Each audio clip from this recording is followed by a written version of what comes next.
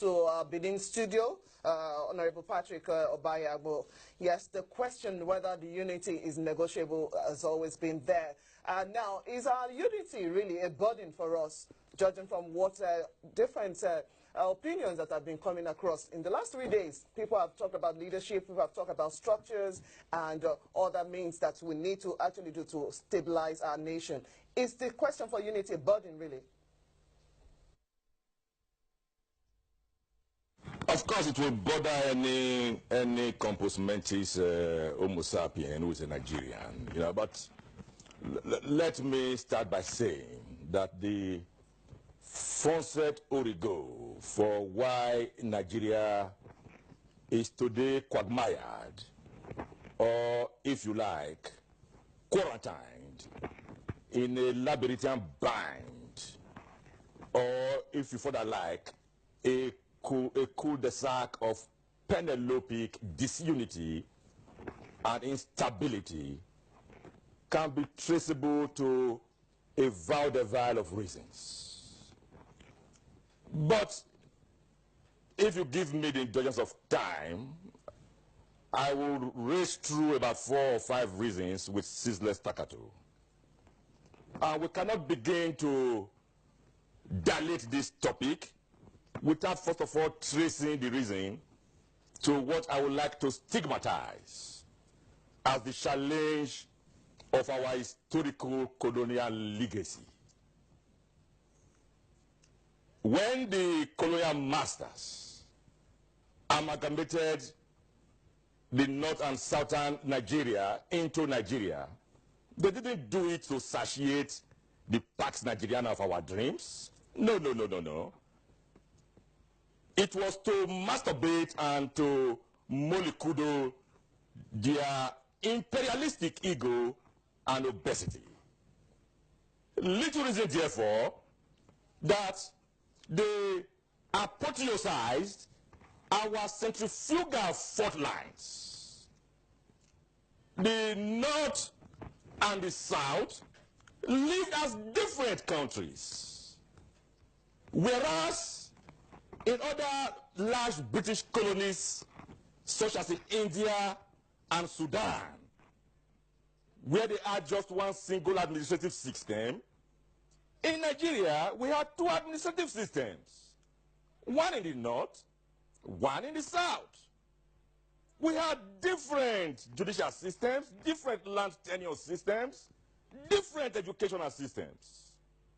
This, of course, created a feeling of mutual suspicion, and they deliberately put in place a machinery to emphasize our regional disparities. Little reason, therefore, that even during the decolonization struggle, nationalists fought themselves more corrosively, more acerbically, and more virulently than they even fought the colonial masters. Reason, therefore, you will not be maniacally bewildered that when a simple issue like self-government motion was tabled, it generated mutual suspicion.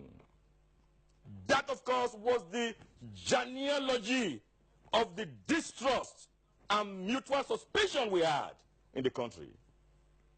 It was a carryover to the politics of the First Republic. And we, of course, witnessed the politics of medicinal statism and gangrenous tribalism that pulverized the First Republic. The second reason I want to bring under focal iceps and biceps is the menace that Christianity and Islamism has played. It has constituted a problem of nation building. The truth must be told. We have a country of about 250 ethnic groups that qualify for nationalities in themselves. As if this is not enough, Christians and Muslims have decided to look upon themselves as rivals, struggling for religious hegemony and struggling for political supremacy in a bid, therefore, to protect their imagined or real religious and political space. They have frequent resort to ethnic and religious militias. They arm these militias in such a way and manner that these militias now become parallel security outfits. They oil them and the political class manipulates them. I think the time has come in this country where there must be a serious colloquy, or if you like, a serious conversation between Christians and Muslims. The country Nigeria does not stop with Christianity and Islamism. The third reason I want to bring under focal biceps and biceps is what I would call corruption. If you like, call it defalcation. If you like, call it malversation, bad leadership, and allied vices such as our stigmatic political elites.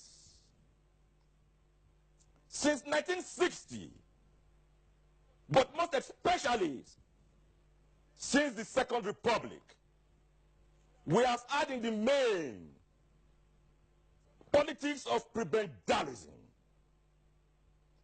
politics of patrimonialism, philistinism, parasitism, bunkerism. We don't only have oil bunkers, we equally have political bunkers. And they have seized the ship of state, captured the ship of state. Public resources have been criminally privatized in service of private ends and their cronies, or what one scholar called their subaltern clients. Little reason, therefore, that since 1960 up to today, a microscopic minority of this country continue to swim in the waters of Epicureanism and hedonism, while a preponderant number of Nigerians wallow in a marshmallow of disease, squalor, poverty.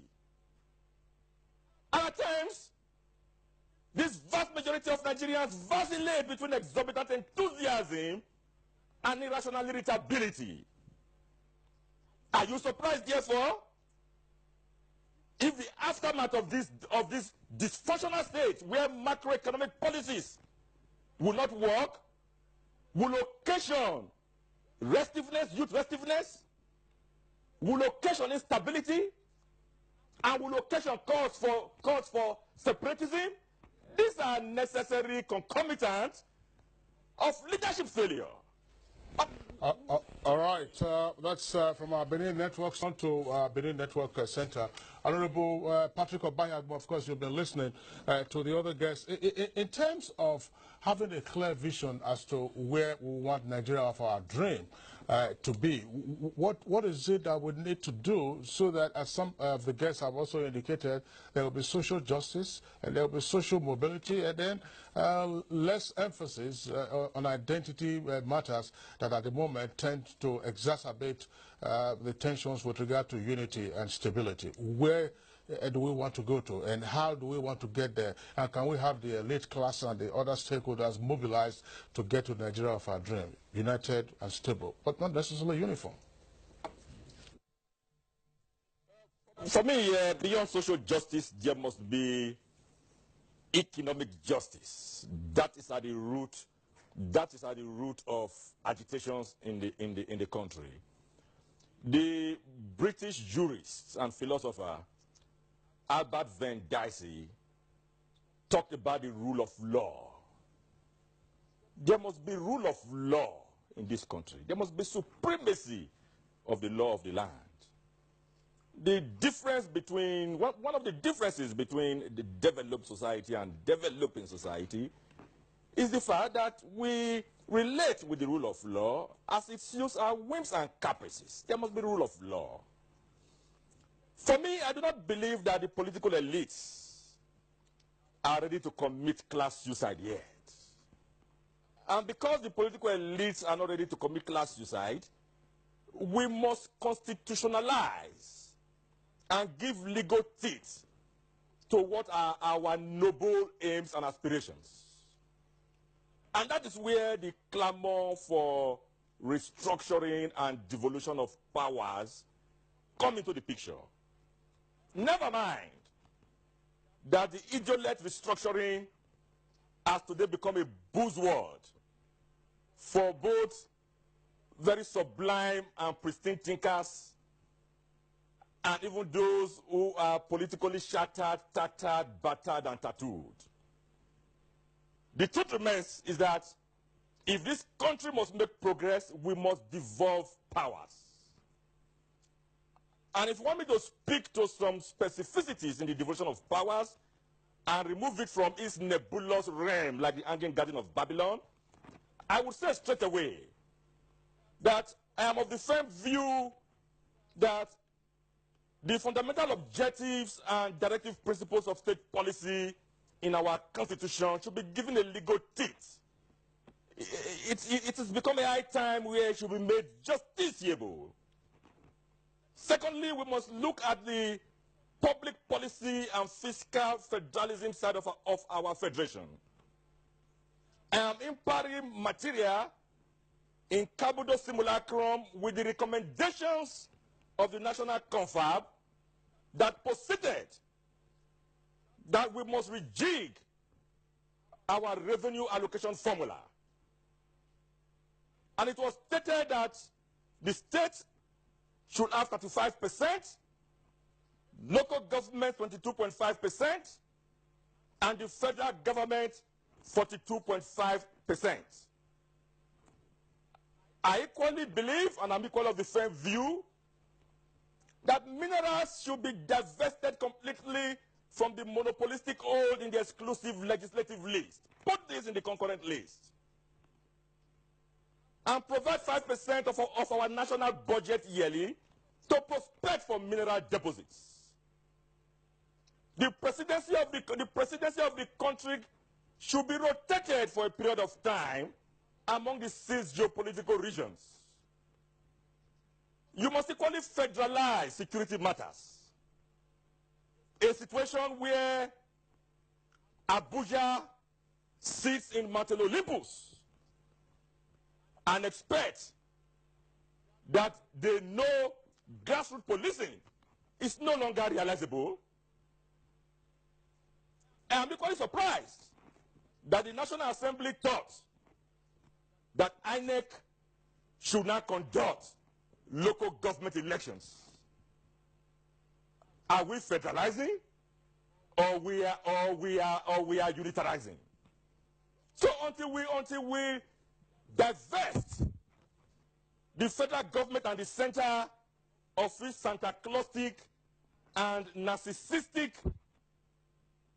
mobocratic and kakistocratic centrism, and make the center less attractive to go to, we will continue to have a nihilistic, a violent, and an apolitical disposition towards fight and struggle for power at the center.